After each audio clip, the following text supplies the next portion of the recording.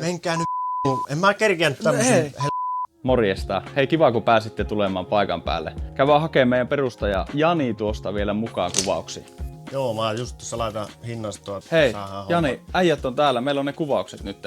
Neukkari menossa. Niin, mutta jätkät on täällä ja meillä on ne kuvauksia. Menkää nyt en mä kerkiä tämmösen kuvauksiin nyt tässä.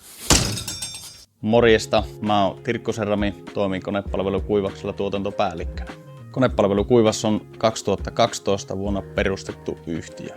Tällä hetkellä työllistämme noin 120 henkilöä, liikevaihto meillä on noin 12 miljoonaa. Pääasiassa toimimme televerkkojen parissa. Rakennamme verkkoa sekä huolehdimme viankorjauksesta ja ylläpidosta suoraan operaattoreille. Lisäksi rakennamme sähköverkkoa sekä voimalinjojen, aurinkopuistojen ja akkuvarastojen perustuksia. Toimipisteemme sijaitsevat Pohjois-Pohjanmaalla, Keski-Suomessa sekä Uudellamaalla. Työskentelemme koko Suomen laajuisesti ja lisäksi teemme myös projekteja kansainvälisesti. Ja hei, jos jaksoit katsoa videon tänne asti, haemme jatkuvasti uusia huipputekijöitä kehittyvään ja kasvavaan yritykseemme.